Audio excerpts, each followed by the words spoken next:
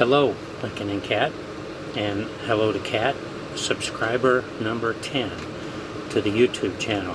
I don't know if being a subscriber allows you to access any new videos or not, but anyway, I'm going to send you this on a link.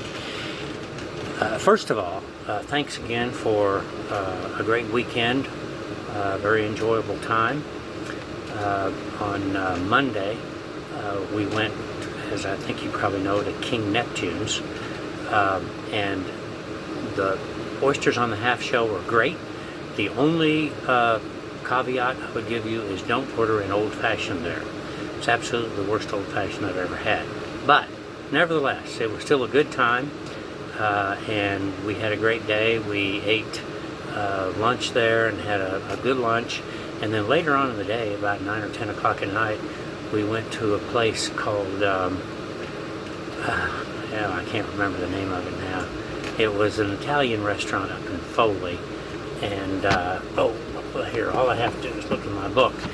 As you may or may not know, I keep a log of everything that we do on all of our vacations, so this will be a great thing to read after I am pushing up daisies, which may not be too long, who knows. Gelato Joe's Italian Restaurant in Foley. It's really good, and very busy at 9:30 at night. So at any rate, that's not really the reason for me making this video. Part of the reason is so that I can do all the talking and you can do all the listening, and you can't talk.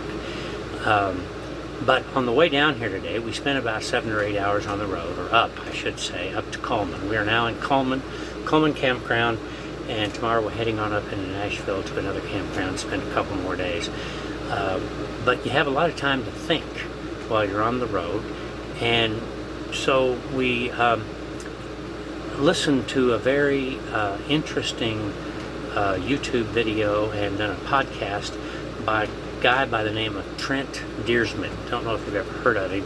I'll send you a link to that YouTube video and so forth in the link where I send this video. Now, I'm not sure how soon you'll get this video, because here at the campground, even though I paid for 1 day's worth of streaming access, I'm not sure how efficient that will actually be. But at any rate, Trent Deersman runs several companies now, and one of the ones that he runs is one sort of devoted to the development of business processes. He has a whole bunch of SOPs that he sells, but that's not the point. I mean, I'm not interested in all those, and neither are you probably. But what I was thinking about was how we're going to onboard Alex into what it is that she needs to do in order to help make Our Lady in St. John successful from an administrative and an operational and even a business point of view. This is much on my mind because we're getting ready to hire at least one, if not two, VAs to help us along in our Amazon FBA business. I'm not sure that Father is big on SOPs or established orderly processes, so I think that's going to be up to one or more of the three of us. An example that I thought about on the way down here. As you know, recently we had confirmations in the parish, and prior to the administration of the sacrament-like confirmation, the parish or the priest administering the sacrament is supposed to request a baptismal certificate from whatever parish the individual receiving the sacrament-like confirmation was baptized. I don't know if that was done or not. Eyewitnesses can suffice for that, and so, in the only case I would be familiar with, which would be Felicity, of course, there were several eyewitnesses to her baptism, so that's not going to be probably a great issue. However, After the sacrament is administered, notice is also supposed to be sent back to the parish in which the individual is baptized for recording in the baptismal record book at that particular parish. There are reasons for that, and one of the reasons, for example, is if the person is going forward receiving yet another sacrament, like marriage or ordination, let's say, another baptismal certificate will be requested, and the notations that are in the baptismal record would then be put on that particular baptismal certificate. And so, for example, if a person's getting ready to be married or ordained or something like that, and the baptismal certificate notates that the person's already been married, or in the case of ordination, the person has been married, that's obviously an impediment, which you might not know about unless those records were obtainable and accurate. Now, this is really not rocket science. This is something which a VA like Alex could do, but there would need to be a specific procedure other than just me saying what I just said and Father saying what he might say, and then Alex just having to figure it out for herself. There should be a specific step-by-step procedure, just like the ones, Lincoln, you're familiar with that I wrote up for serving, or that I'm sure you and Kat have written up for the many people that have helped you in your various businesses. A step-by-step procedure, sometimes maybe seeming overly elementary, going all the way to the end. So in this little video that we watched with Deersman, he sort of referenced several SOPs that he uses in his own businesses, and one was pretty short, had like maybe 20, 30 steps, but the other one had like 115 or 20 steps, which he himself was actually surprised at, because I think some of his own VAs developed some of those steps.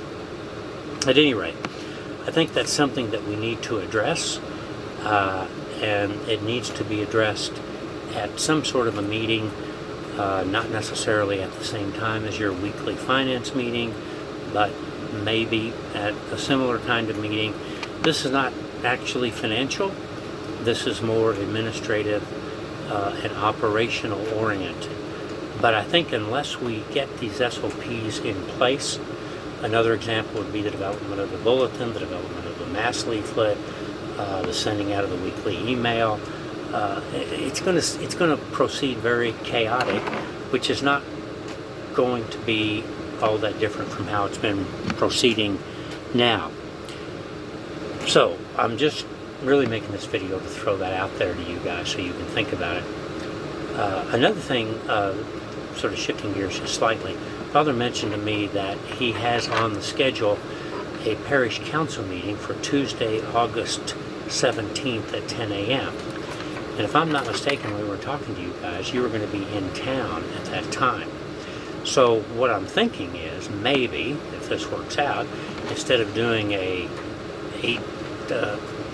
8-person Zoom meeting, if we could do Father and I and you two and Emily and Leslie all in person, and we just have to Zoom in Ryan and Diana and Christine. Again, I don't know if that'll work, but that's a possibility. Don't know that you have that on your schedule, or if that's just something that he was brainstorming with me. But at any rate, I think that's everything on my list. I did want to add in that as far as the development of the SOPs are concerned, my time in August is going to be extremely limited for a number of reasons. When we get home this Friday after this long trip, we're going to have one weekend, and then we're going to take Agnes and Catherine for a short little 3-day camping trip. Then we have some out-of-town relatives coming in for several days, and then I have the start of classes on August 20th, so I have to prepare syllabi, etc., and do all the other administrative tasks, and the way it's sounding, probably prepare to wear a mask for another semester. But all of that takes a lot of time, so August is really going to be crunch time for me in a lot of ways, so I'm not sure I'm going to be able to develop a lot of these SOPs. So I'm not sure what September and October are going to look like. But at any rate, I wanted to throw that out there for you guys to think about. I know that's kind of a long video. We're approaching the 10-minute mark. I'm going to try to end it right at the 10-minute mark. But again, the reason I did this is to say thanks and to talk, and just to talk, because you can't talk.